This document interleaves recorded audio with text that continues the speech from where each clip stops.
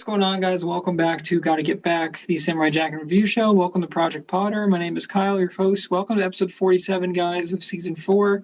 If you haven't seen the show before, fade in and out. That does happen from time to time. But if you haven't seen the show before, guys, it's a recap of the episode. It is a favorite character, a favorite scene. It is a score out of 10 and some trivia when it's necessary. And it will be necessary for this one, I can tell you that much. So kicking it off here, guys, for episode 47, we actually begin on another planet called Crystallides or Crystallitis or something. I don't know. I'll edit the correct name in there. But basically, guys, this is Star Wars, the episode, basically. So there's a distant planet. They're being attacked by like what looks like these shark tornado kind of fighter things with the pilots that look very much like TIE fighters in there. And, you know, they're being attacked. Like, hey, we need to evacuate. There's a robot that looks a lot like C-3PO on there. And they're like these kind of like these heart-shaped face people, obviously meant to imitate Luke and Leia. There's a prince and a princess, and they need to run away with the robot and kind of evacuate. And even their ship looks so much like, I think, one of the New Republic ships or something. So very, very obvious homage to Star Wars. Gendy's been doing that. Obviously, he was probably kind of gearing up for Clone Wars at this point if he hadn't already started Clone Wars. I'm not sure. But yeah, so, you know, they're under attack by all the different fighters, and they have to kind of crash land on a planet, which we know is Earth. And guess what? They actually run into Jack. So Jack is kind of walking by. He sees their ship crash, and he goes over. So Aku's beetles are like immediately on them, and now we have like an Aku beetle like van basically that we've never seen before. And so they pick up the prince and the princess and C-3PO basically. I forget his actual name, but they pick him up and they're gonna bring him over to Aku. And Samurai Jack's like, "Oh, perfect, dude. This is my way in." So he actually runs like underneath the car and hangs onto the bottom of it, and he kind of sneaks into Aku's lair. And what happens is that Jack actually ends up taking out the guard, stealing his clothes, and then putting on the outfit. So he goes in with the prisoners, and he's kind of bring them in, similar to what they did in A New Hope there, where, you know, they dress up as stormtroopers. So they go to see Aku, and we get to see Aku rise up from the pit of hate, which is great because we haven't seen him in a couple episodes. And so, you know, they say, "Oh, these are trespassers," and, you know, they were here without the proper, I think they actually say proper tariffs. And so, like, another ode to Star Wars. This is literally just like Star Wars throughout the whole episode. So, you know, Aku is laughing, and Jack is kind of hiding over there, and he's like about to swipe him with a sword. But at the last second, he decides to go save the kids. And Aku says like, I thought I sensed a strong presence. And it's like, dude, how obvious can you make it? So Jack jumps down, he kind of like floats down. It's really cool. To the elevator, takes out the couple guards, and then he frees the prince and the princess. And then she says, "Aren't you a little short to be a demonic trooper or whatever?" Another reference, dude. I'm kind of jumping ahead to Jack facts here, but I mean, these were so obvious that I was like, oh, wow. So Jack's like, "Huh?" And he takes off the thing, and he's like, "Oh, I'm sorry, I'm Samurai Jack." And so they get into a car, and this is probably like right out of Phantom Menace, dude. Or excuse me, not Phantom Menace. Wow, shame on me. I thought I knew my Star Wars.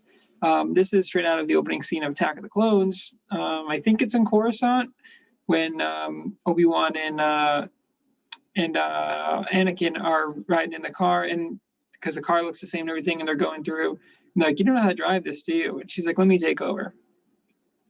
Jack uses they eventually land on like a snowy portion, and Jack uses like the binoculars, and they're green, and it looks just like when Luke uses binoculars on Hoth.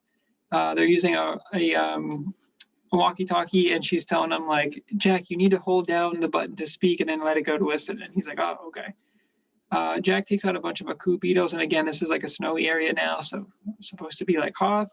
The prince and the princess are repairing their ship, and then eventually they're like, "Hey, what we can do is actually reverse the gravity so that, you know, the beetles are floating up, and then we can help out, and because they can fly." So that's what they end up doing eventually, where they send out a wave and all the beetles kind of slowly float up, and they come over, and Jack is kind of fighting through the air and jumping around, but it's mostly the two of them that take all the beetles out there. And Jack is like, wow, thank you so much for saving us. And he's like, actually, I couldn't have done without you. And, he tells them a story. He's like, my story isn't so different from yours. He's like, Aku destroyed my city and my homeland. And he's like, I will take vengeance or whatever. And they're like, well, good luck. And then they just like peace out. They actually jump to hyperspeed. So I'm like, man, dude. But they return back home, and they actually build a statue of Jack back home because he kind of saved them. And that is how the episode ends. Okay, guys, for the magic sword for this week, it's actually not Jack. I'm going to give it to Astor and Verbena, who are the prince and the princess. Supposed to be Luke and Leia, so they were cool. They came in and they were able to fix the repairs on the ship and then use that to, reverse the gravitational pull so that Jack could take them down. They could take them down. They return home, and they certainly got help from Jack, but they were definitely capable on their own, and they were fighting the war before they had to crash land on Earth. So I thought they were just cool characters, and obviously they were like mirror images of Luke and Leia, but it was just cool to kind of be in that world. And they get my magic sword for this week. Hey guys, A Portal in Time. My favorite scene is actually when Jack jumps off of, he just leaves Aku and the elevator's going down, and he literally like just jumps and like puts his hands out and he just like floats down. It's really, really cool. I don't know why, it just looks cool because like the elevator's going down, he's just like using gravity to free fall towards it. And just the way he's in that like cool like Aku guard kind of ninja outfit. I thought that was really cool. So that's going to be my Portal in Time for this week. All right, guys, for a score for this one's tough because I am a huge Star Wars fan. So I am a big, big fan of Star Wars.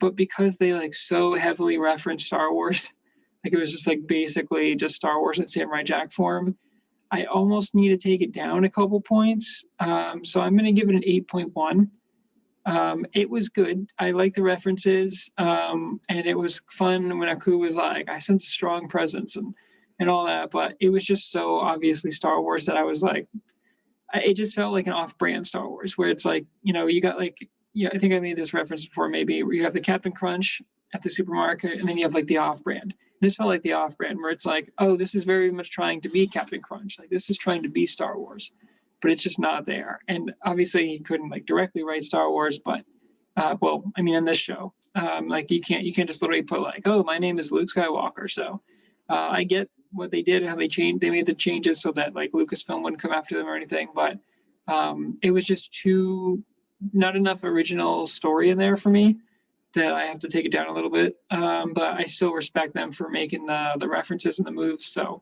a solid episode. Hey guys, so Jack Facts for this week.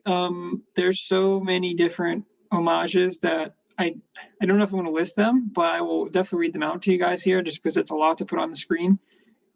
So obviously this episode, many homages to the Star Wars film series. So we're starting off here, guys. Number 1, the first planet shown in the opening Crystallis is depicted in a binary star system with 2 suns. In A New Hope, Tatooine occupies a binary system. So that's number 1. Number 2, Kytron 6's, that's like the C-3PO. Kytron 6's personality and physical appearance resemble C-3PO, which very obvious. I picked up on that. I talked about that earlier. Astor and Verbena are similar to Luke Skywalker and Leia Organa Solo, with the exception they know they're siblings. Okay, so again, we touched on that. Didn't pick up on the fact that they know their brother and sister. Luke and Leia didn't know that, obviously, until Return of the Jedi. Spoilers. So that was number 3. Number 4 here, guys. Astor and Verbena's starship they used to escape physically resembles the CR-90 blockade runner in A New Hope, which I think is the opening ship. So when the when the Star Destroyer is chasing the New Republic ship, I think that's a CR-90. Pretty sure. I'm not like super, super crazy Star Wars nerd. Like I know all the different names of the ships and model numbers, but I'm pretty sure that's the same one. The next one here, guys, Astor and Verbena escape by flying through an asteroid field in The Empire Strikes Back. The protagonists escape the Empire through an asteroid field. Astor and Verbena also damage their faster-than-light drive. So literally just straight from Empire Strikes Back. And then the enemies' names are the Squoomians, which was stupid, but the Squoomians make use of large fighters when they attack Crystallis. The pilot helmet and mask appear like TIE fighter pilots, which I mentioned earlier. And then the name of the fly of the prince and the princess, their species, they're called the Lepidopterans. And so it says the Lepidopteran cities float in the clouds, and the Empire Strikes Back. Cloud City is a huge city floating above the clouds of a gas giant.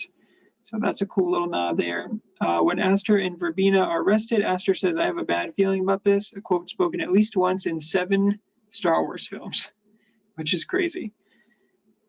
When Jack rescues Aster and Verbena, she asks, "Aren't you a little short for demonic minion?" which parodies Leia's, "Aren't you a little short for stormtrooper?" Jack's response is the same as Luke's, near verbatim. That's cool. We did mention that. Few more here, guys. When Aku hears Jack's sword and turns toward him only to find no one there, he comments that was strange. He thought he sensed a presence. This parodies Darth Vader when he senses Obi-Wan Kenobi on the Death Star. Aku makes use of robotic drone warriors in the Star Wars prequel trilogy. The antagonists utilize robotic soldiers. So that's like the Clone War stuff. And the premise of this episode is similar to Symbiotic Titan, which is also created by Genndy, in which 2 aliens and a robot escape from their planet occupied by an evil force and land on Earth. The female protagonists of both of the episodes in Symbiotic Titan are voiced by Tara Strong. This episode is one of the few that verbalizes Jack's royal heritage. And then the last one here, guys, the Lepidopterans are the name of the people under animal taxonomy. Lepidoptera is an order of insects represented by moths and butterflies, which they resemble. So that is a slew of Jack facts. I'm sure that most we've ever had on the show.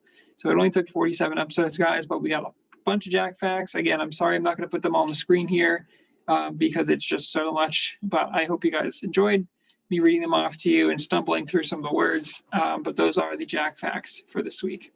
All right, guys, that's it. That's another episode, 47 down. So we're getting there. We're getting closer and closer to the end of season 4, which means we're getting close to season 5, which is the final season. So I cannot wait. But thanks again for joining me this week, guys. Forgot to get back. Like, comment, subscribe, ring that bell notification. And until next time, guys, got to get back.